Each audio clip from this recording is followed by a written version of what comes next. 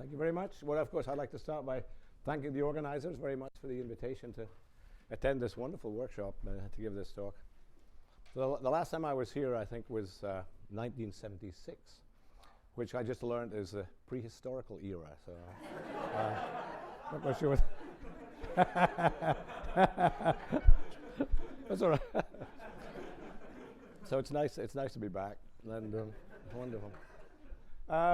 Yeah, so this is going to be joint. I'm going to talk about some joint work with Ty Lidman, and I just want to talk a little bit about some of the ideas that Nathan already mentioned in his talk, and I want to sort of focus on the special case of cyclic branch covers of knots with respect to this conjecture that he alluded to. So let me just begin by saying that all three manifolds will be, I'll always assume that they're compact, connected, orientable, and prime. Okay.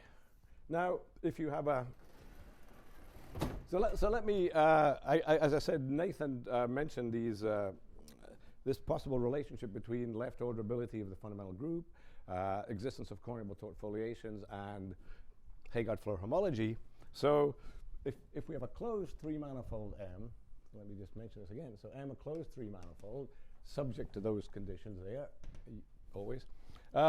Then the fundamental group, let me remind you that if M is not a lens space, then in fact the fundamental group determines the manifold up to homeomorphism. And so the fundamental group sort of carries all the information, really, and so you might be interested in properties of the fundamental group. And so one question that one is interested in, sort of when is pi1 of M left orderable?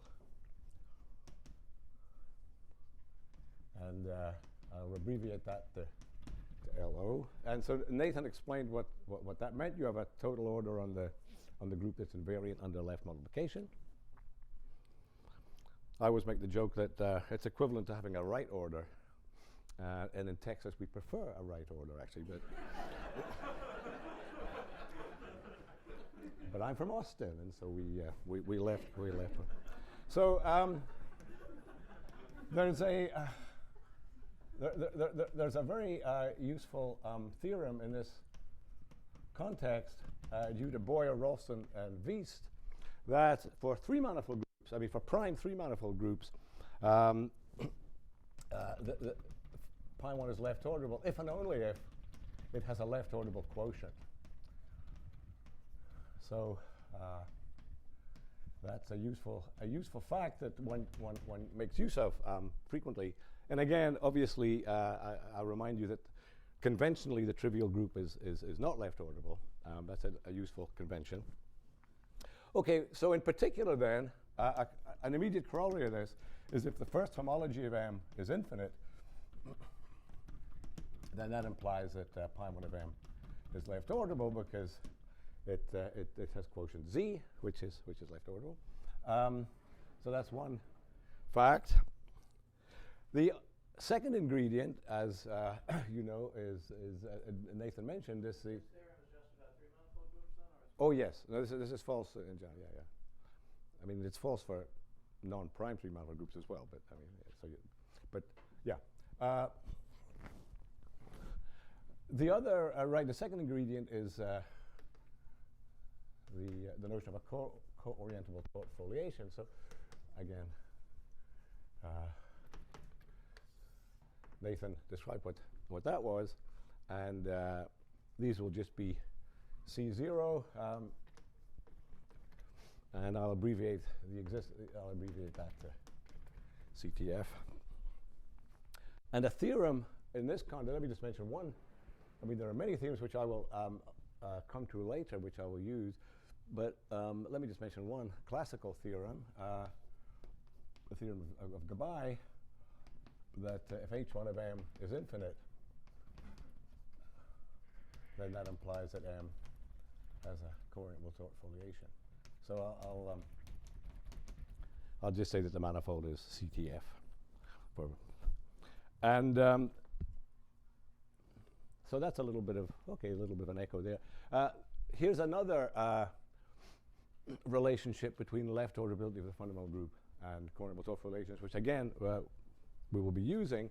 And this is the theorem that comes from Thurston's universal circle construction. So due to Thurston, proofs written up by, and generalized by Caligari and Dunfield, and generalized to the situation where the manifold might be toroidal by Boileau and Boyer. I hope I have all this correct. And basically can be said as follows, that one consequence of this is if M is a ZHS, a Z homology sphere, then if M is CTF, then it implies that, that pi 1 of M is left orderable. The point being that this universal circle construction, the existence of the foliation, gives you an action, a non-trivial action of the fundamental group on the circle by orientation preserving homeomorphisms, and the fact that the manifold is a ZHS says that the obstruction to lifting that lies in a group which is 0, namely the second. I think the last two names don't really need to be there. I think that was inherent implicit. Okay. I'm not going to erase. I'm not going to erase it. Yeah. And finally, again, everybody knows a bit much better than I do, but that we say M is an L space if it's a rational, a QHS. There are lots of TLAs in this talk, right? Yeah. 3-letter acronyms, yeah. Right. Yeah. If it's a rational homology sphere and the dimension of HF hat, probably with field coefficients, maybe just the field of 2 elements, is equal to the order of the first homology, which will just be some finite abelian group, and it's known that this is at least that. And okay, we've heard a lot about that. And finally, then. A theorem that connects this notion with, at least with CTF, is the theorem which originally proved by Osvat and Szabo, assuming that the foliations were C2, and then this was removed independently by Bowden and Cazès and Roberts. Do you want to erase any of those names? Or no. That says that that if M CTF implies M not an L space. Okay, so this is just a very quick summary of. Nathan said most of this. So the point is that yes. So conceivably, these things are all equivalent, right? Conceivably, pi 1 of M is left orderable if and only if M has a CTF, if and only if M is not an L space. So that's the kind of context of what we're talking about. And let me just mention some things that are known. It's known for it's certainly it's known for Seifert. It's known when H1 of M is infinite, right? That's for non-rational homology spheres. It's known if M is a Seifert-Fibert space. There's a combination of actually it's a combination of work really by Liska and Stipschitz and Boyer-Rolfson and Wiest. That does the case when the orbit surface, the base surface is a 2-sphere. The case when it's a projective plane. Steve Boyer and Liam Watson, I did this. That case. It's also known in the case of Sol manifolds.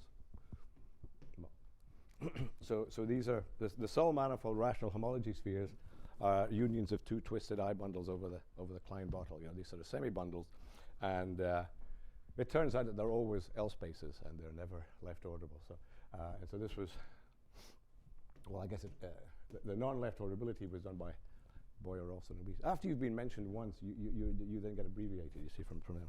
So then, just to save time. Okay. And then the other case we did. And just quite recently, it's been done for graph manifolds. Again, the left orderability CTF picture with equivalence was proved by Boyer and Clay. And then very recently, Hanselman and Jake and Sarah Rasmussen, so that's and Watson have done the L space part of that. So that's some examples, some class of manifolds which this equivalence is known. Let me make a definition at this point. In the absence of proof of the equivalence of these things in general, we sort of introduce this sort of temporary terminology. We say that M is a total L space. You see, if it's an L space and pi1 is not left orderable. Right, so I mean, conjecturally, I mean, it's just equivalent to being an L space or equivalent to being non.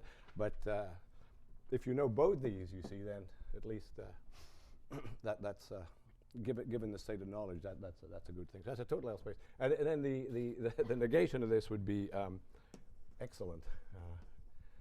Terrible terminology. Anyway, it's excellent.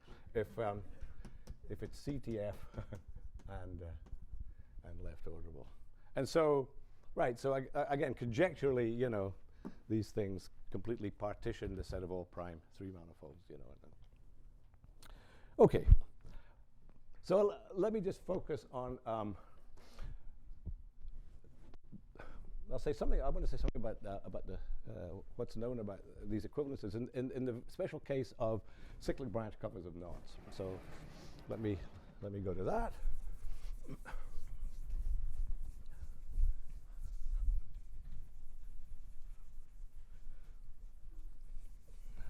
Okay, so this is cyclic branch covers. So we start with a non-trivial knot. Our knots will always be non-trivial. So we take a K, a non-trivial knot, in S3, and then we can look at sigma. Let me denote sigma nk, the n-fold cyclic branch cover. That's cover of K. Of course, this is a very special class of manifolds, but well, first of all, let me just make one observation that if K is prime, then that implies that this manifold is prime. So that falls into our, and this follows from, well, another prehistorical theorem. This is the Smith conjecture and equivariant sphere theorem and things like that. So if we stick to prime knots, then our manifolds will be prime, and one might expect this equivalence to hold then. So one case, one sort of motivation perhaps to looking at these was the fact that one of the early sort of classes of 3 manifolds that was shown to be L spaces were the double branch covers of alternating knots, or more generally, non-split alternating links. So if K is alternating, then the double branch cover, in fact, it's a total L space. And so, like I said, the fact that it was an L space, this was Oswath and Szabo,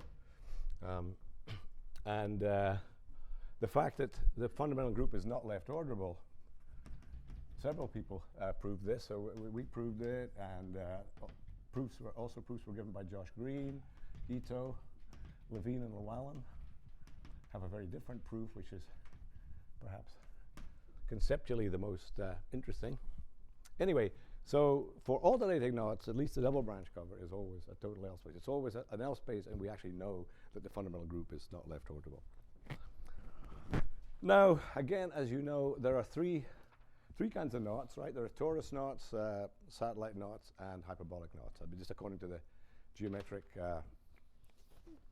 structure on the knot complement. So the torus knots are the ones whose exteriors are Seifert fiber spaces.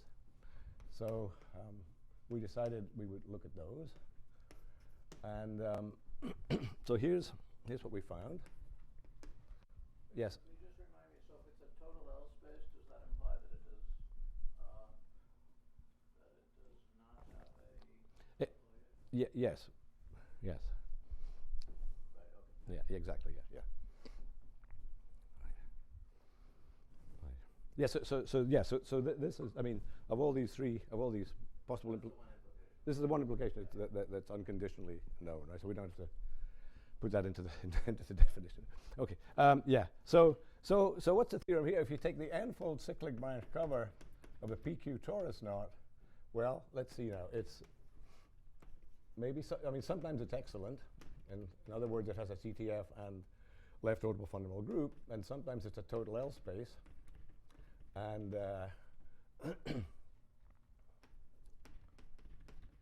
and it turns out that it really just depends on whether the fundamental group is finite or infinite. See, if the fundamental group is finite, right, then the manifold is covered by S3, and it's been known for a while that they are L spaces. And of course, their fundamental groups are not left orbital. I mean, a finite group can't be left orbital. I mean, left orbital groups are torsion free. And so if you're finite, then certainly you're a total L space. And it turns out that for this, in this case, it's just a question of whether the fundamental group is infinite or finite. So let me make a couple of remarks about this. First of all, I mean, the proof, well, you can see that, you know, you can prove this. I mean, because, I mean, we just decided to do it, you know. But these things are Seifert fiber spaces, right? So sigma n TPQ is a Seifert fiber space, and it's known exactly, again, as Nathan mentioned, it's known exactly which of those are left orbital, which are L spaces, which have, not only is it known that these things are all equivalent, but it's known exactly when that happens due to work of many people, including Jenkins and Neumann and Eisenberg, Hirsch and Neumann, and so on, going back, and Naimi. So it's just a matter of figuring out what happens. And, well, we were a little bit surprised, perhaps, because, I mean, there are many Seifert fiber spaces, even rational homology sphere Seifert fiber spaces, with infinite fundamental group that are actually total L spaces.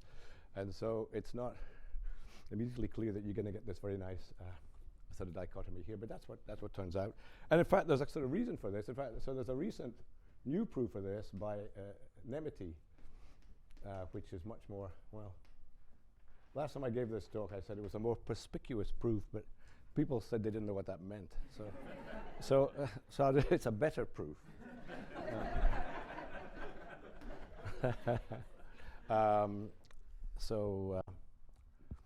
Yeah, it's more kind of conceptual. I mean, it makes it clear that this this should be true.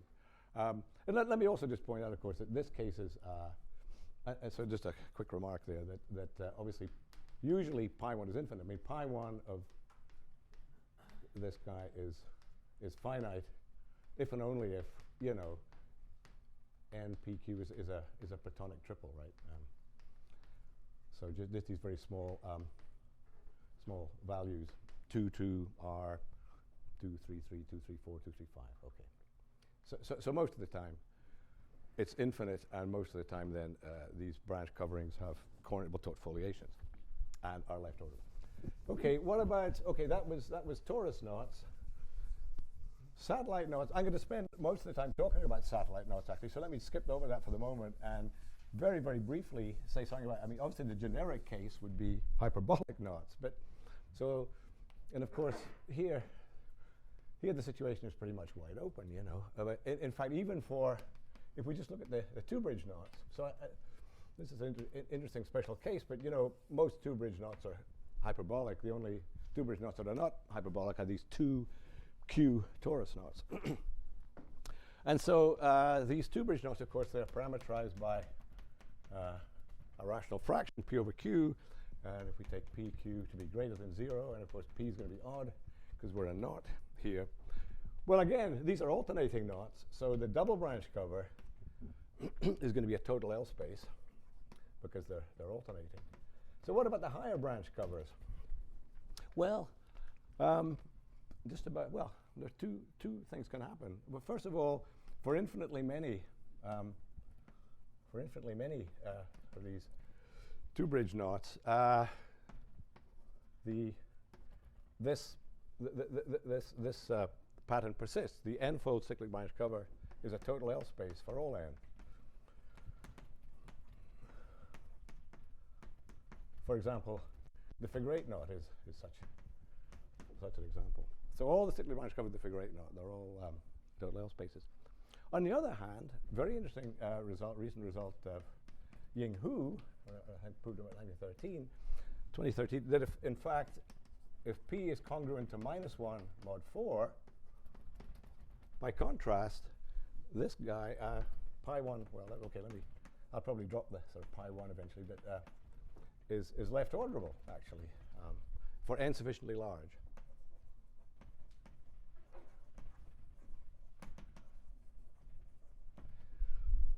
So what seems to happen is that, for n equals 2, you're a total L space, and then maybe for some other small values of n, you're a total L space. And at some point, you become left orderable. In that first bullet, is there an easy way to characterize what knots those are? I can characterize the knots for which you can easily prove this. That's what. Yeah. You take the even continued fraction expansion, and you want all the terms in that to have the same sign. Yeah. Like the figure 8 is 2, 2. That's. But I mean, I think even this special case of two-bridge knots is very interesting. So I mean, I won't say any more about this. I mean, more is known, but perhaps not much more. So I mean, what happens in general? Just for two-bridge knots. I think that's an interesting question. I mean, if you're going to look at hyperbolic knots in general, you might as well first understand the two-bridge knots. Okay, so let me get to satellite knots then. Yeah, so maybe I'll go over here and draw a picture I can leave up.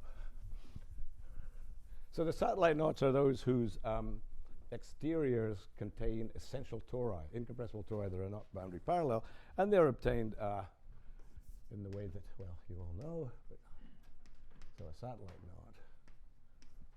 So you start with a solid torus, and you start with some curve in that solid torus, which we'll call J, simple closed curve J, and then you take some knot. It's always the trefoil, isn't it? But it doesn't have to be. But okay. Oops. Wait. Is that what have I done?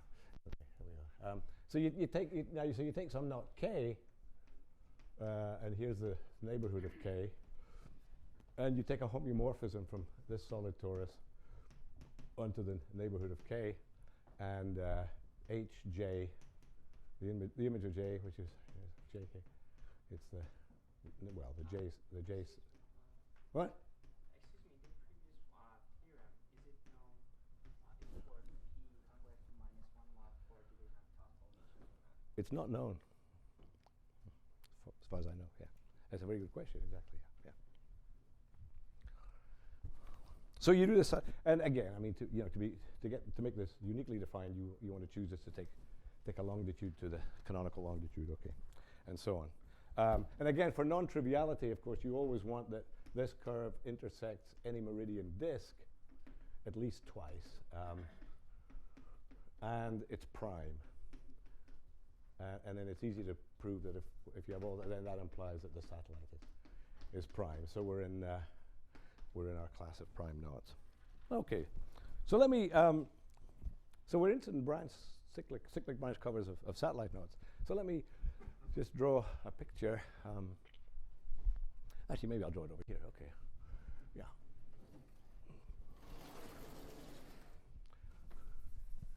You see,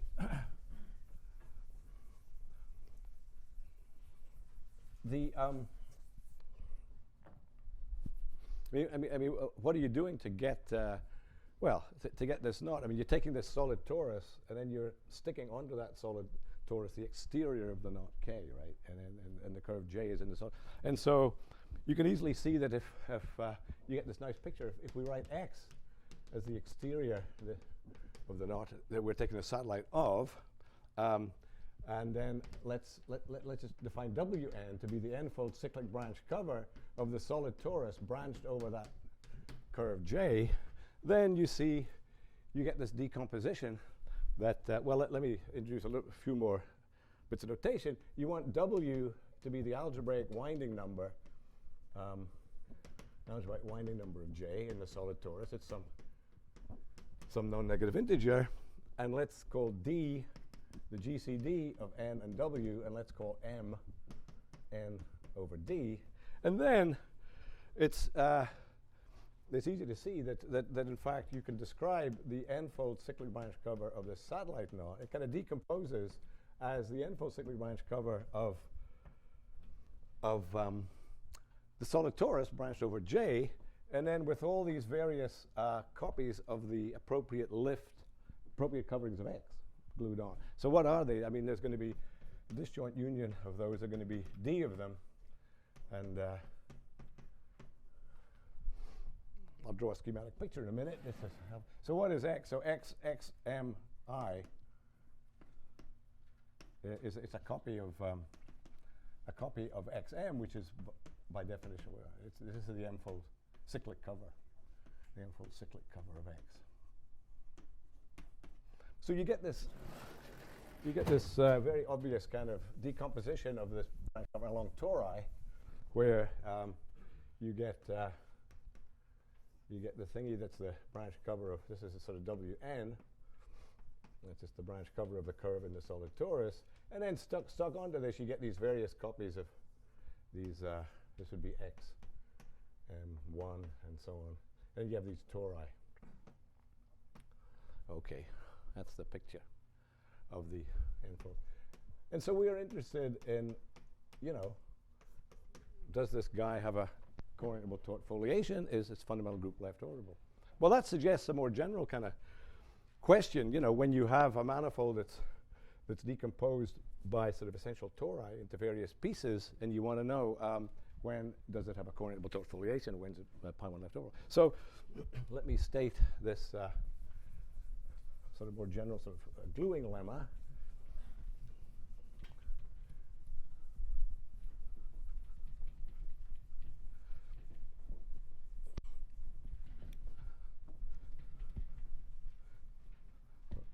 So we have this. Maybe at this point. Well, okay, let me just make a remark here. Even look. Suppose you want to show that this thing has a coordinable taut foliation. One thing you might do is try to find a coordinable taut foliation on these pieces that meets these tori, this boundary, in a foliation by simple closed curves of a certain slope. So you get these, and now you'd like to find a coordinable taut foliation on this guy, which meets the boundary in that same slope, and then you can just piece them together. So that's an obvious way to construct taut foliation. So one might make the following definition. Let me just say that. So if N is a three-manifold with boundary, a disjoint union of tori, and you've got some multi-slope alpha on the boundary, just meaning you've got a rational slope on each, you've got a slope on each boundary component, then you can then define the Dane filling, right? That's you can just fill along that multi-slope. And let's define, these are very obvious definitions. You can define the L space slopes just to be the set of guys that give you L spaces when you fill, right? And you can also define the left orbital slopes to be the guys where, when you do the Dane filling, well, pi1, I'm going to drop the pi1, okay, is left orbital. And you can also define CTF. And now here you see you actually want something a little bit stronger, or could be stronger. That you really want it's a set of slopes alpha such that there exists a CTF, F on N, such that F meets boundary N in foliation by circles of slope of a given slope. And notice that if you're in here, certainly certainly alpha, if you're a CTF sub in this sense, that certainly implies that when you do the filling, you just fill in, you just extend the foliation by meridian disks, and so this has a CTF. But of course the converse is not quite clear, because if you're a coordinate method foliation here, then it's not clear that you can make those filling tori transverse to the leaves of the foliation. But it is reversible if n is a Seifert fibered space and this filling is a rational homology sphere. And that's because for Seifert fibered spaces, if you're a rational homology, if you have a coordinate Taut foliation, you can always make it horizontal, transverse to the fibers, and so actually get that'll induce a foliation back on n. Finally, if we're defining things, obviously En is going to be the things that are, well, okay, the CTF and left orbital. So these would be the set of excellent slopes, right? Excellent multi-slopes for n. Okay, so with this little bit of very obvious terminology, let's state this. Let me state this gluing theorem, and that's what we'll apply to this general satellite picture. So.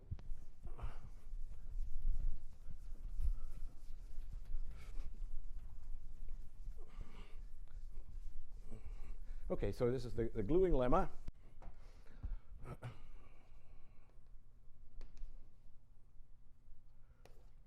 So let me state it for a closed manifold. So M is a closed 3 manifold, and you've got T1 through TD. Let me keep the same D as over there just to avoid more letters. Okay, so these so D greater than 1. These are essential separating tori in M, and of course they're going to cut. So they cut M into pieces. They're going to be D plus 1 of them, right? Well, sorry, I guess I'm going to call these N's, right? Okay, N1. Okay, so we cut, and we've got a slope. So there's alpha I is a slope on each Ti.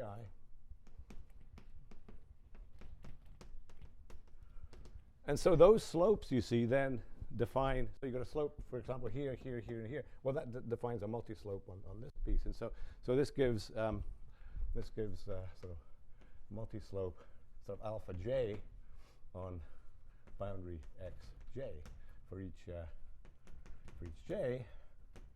Okay, and what's the conclusion? Well, the conclusion is that if this multi-slope alpha j, if it's a CTF slope for each of these pieces, oh, this is n, so I keep on. I originally had x, but okay, I'm back to n. Okay, if this is a CTF slope for nj, for all j, or if it's an excellent slope, well, that implies then that m is, well, has a coordinate foliation, or correspondingly is excellent. So, like I said, I mean, okay. So let me just make these remarks, and then I'll come back to this. So the proof, you just prove a more general version for manifolds with boundary, manifolds with non-empty toroidal boundary, yeah? Right? Because you're gonna, well, anyway. And then in the closed case, this is going to be just a special case. And but you see, the CTF sort of part is sort of trivial, right? I mean, here the hypothesis is that you have these coordinate foliations on the pieces, and they agree on the tori, so you can just piece them together. So you just piece. So that's easy. You notice that I didn't say left orderable here. So. It's a sort of technical problem. The technical problem is that in the inductive step, you might end up filling some of these manifolds, and you might get non-prime 3 manifolds. You might get reducible manifolds. And so you can't use the, because one wants to use, I mean, I'll just say that you use the Boyer-Rolfson-Wiest theorem that if you have a left orbital quotient, then you are left orbital. But that only applies to prime manifolds, you see. And so in the course of the induction, you have to make sure that your manifolds are prime. And one way to do that is to assume that they have coordinatable Taut foliations, you see. And so that's why we can't separate out. Well, you probably can, but it'd be a mess. I mean, it wouldn't be worth anyway. So we just put it all together, right? Excellent is CTF and LO. And finally, yes, you use this, but then you also need to use this this purely algebraic theorem of Bludov and Glass. Yeah, by the way, I should say that, you know, I mean, an obvious way to think about this, or this, whatever, is it, well, okay, if these pieces are all left orderable, the fundamental group is just this huge free product with amalgamation over copies of Z cross Z. And so you want to know if you have two, for example, if you have two groups that are left orderable and you amalgamate along a Z cross Z, is that left orderable? Well, it turns out that that's not true, and it's but conditions under which it is true, in fact, for any amalgamated free product, were given by Bludov and Glass.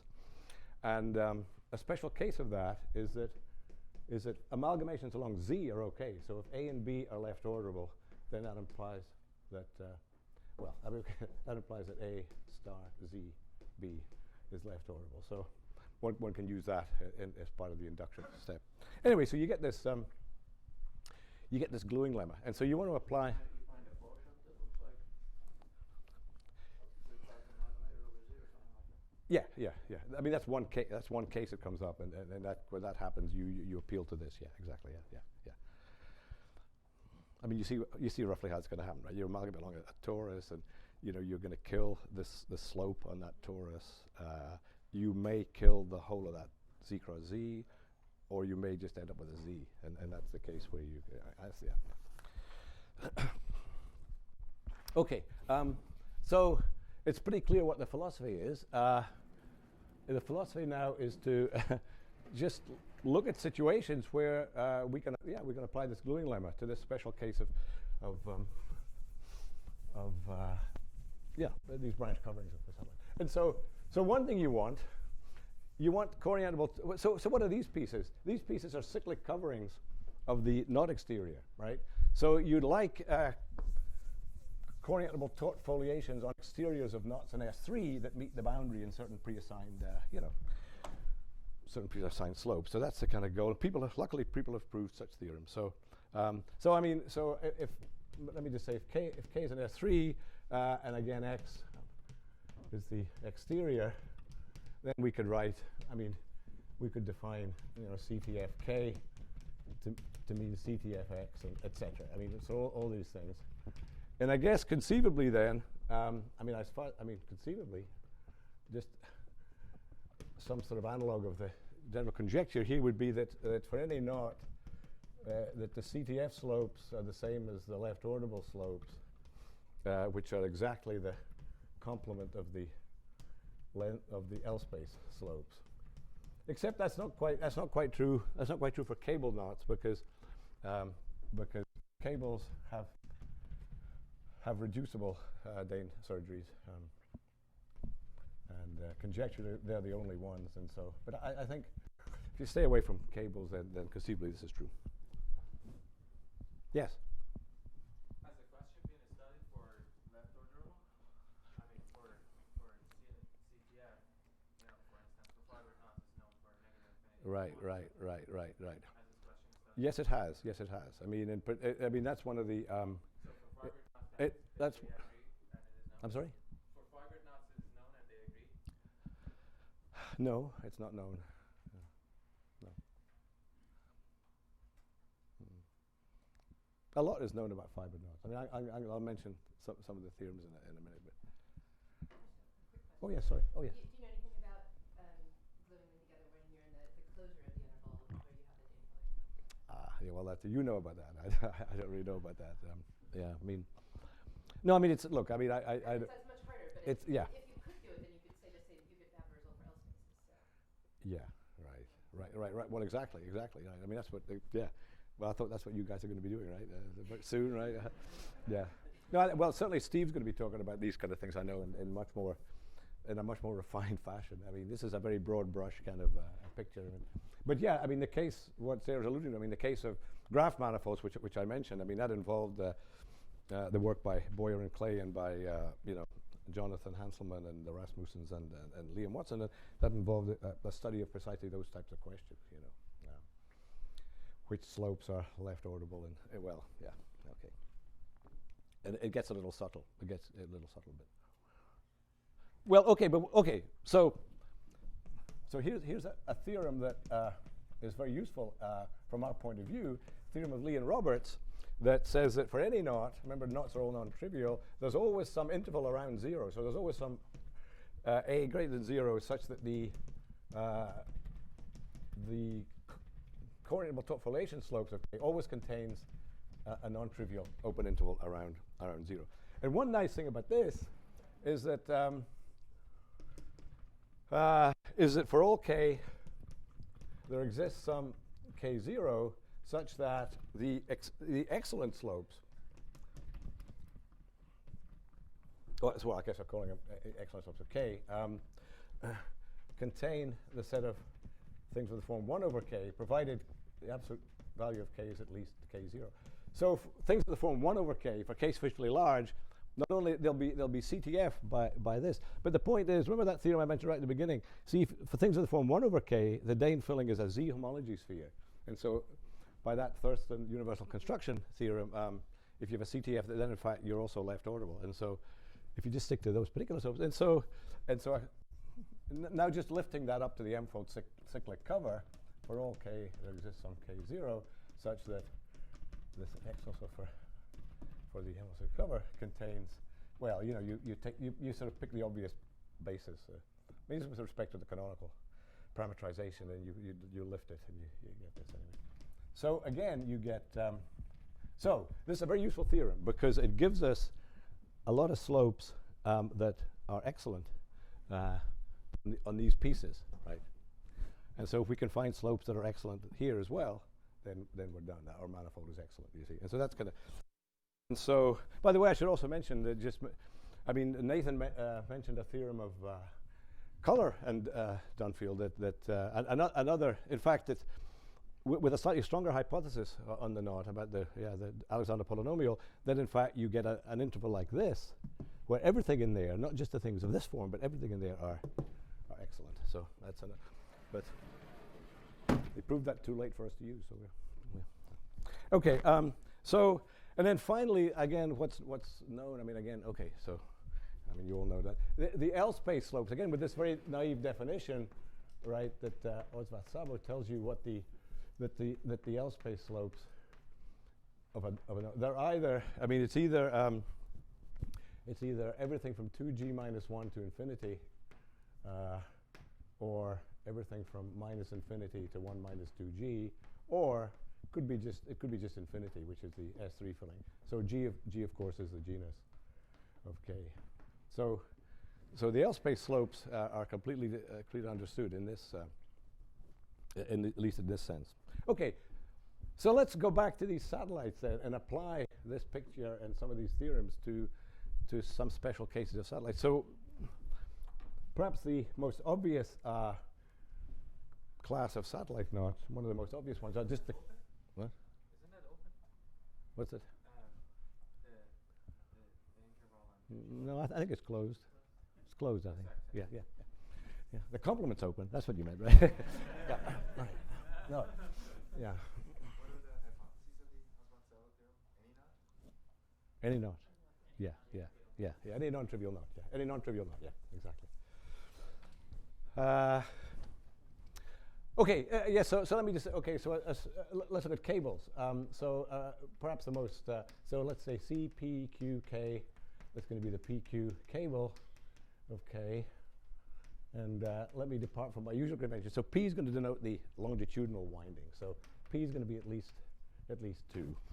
And so what's the theorem? Well, the theorem there we proved was that you look at the n-fold cyclic branch cover of the PQ cable of a knot K. Well, You see, in this case, well, let me write down there. I mean, what I state in the theorem. The proof is we're going to use the gluing lemma, right? We're going to use Lee-Roberts to get us slopes on x sub m, right? Near, well, of that form. And then we're going to understand W.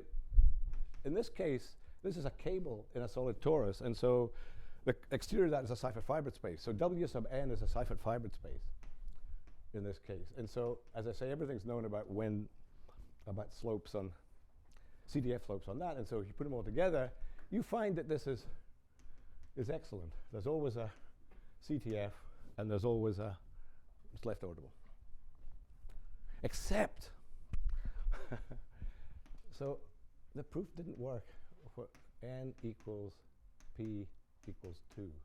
So when you have a 2 cable and you take the double branch cover,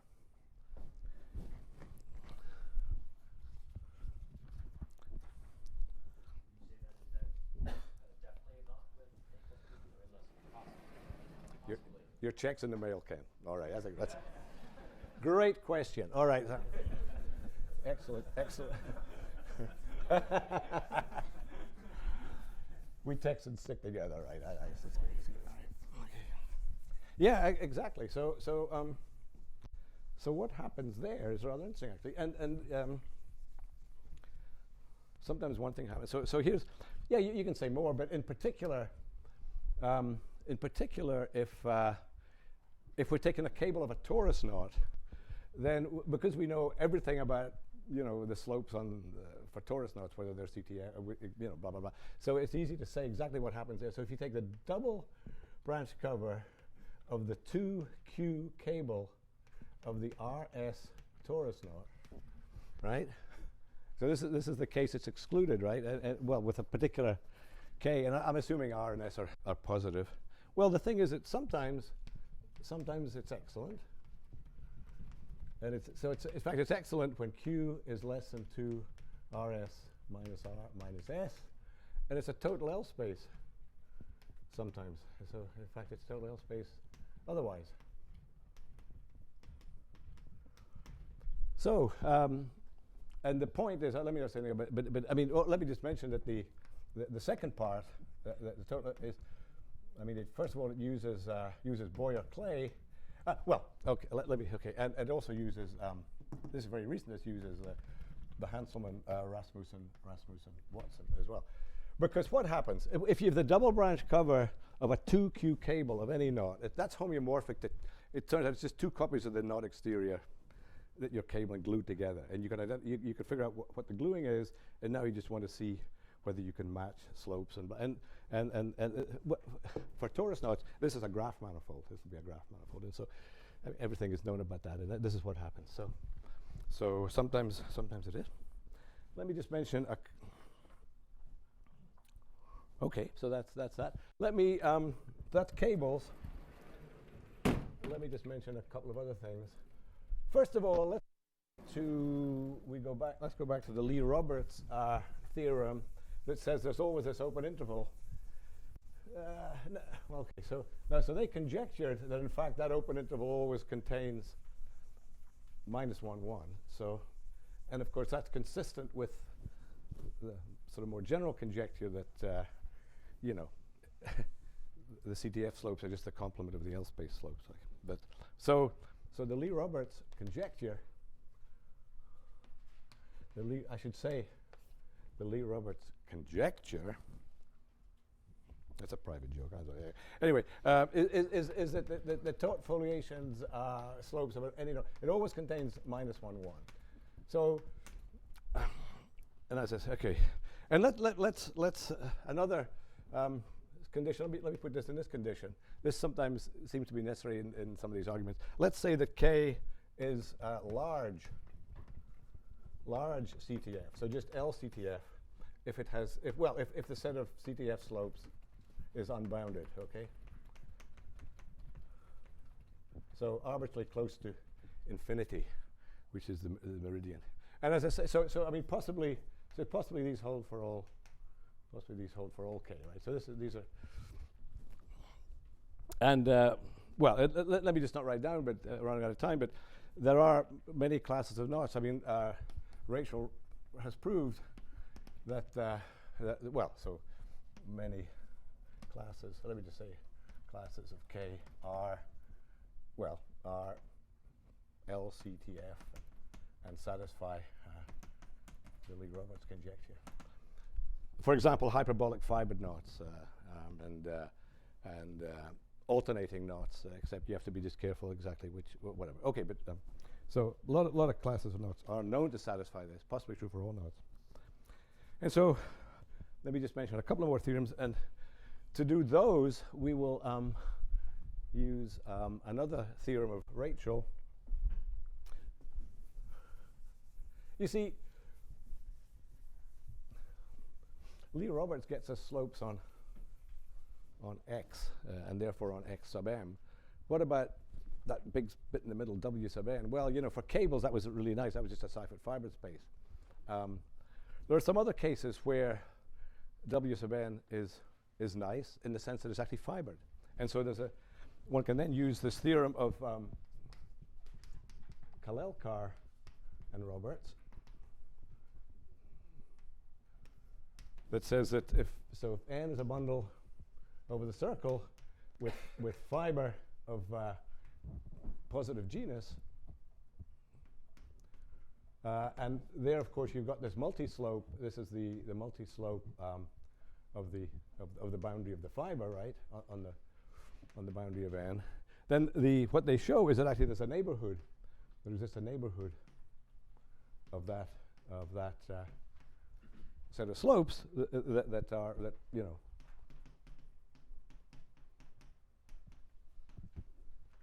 that are slopes of coordinate taut foliations on the manifold n.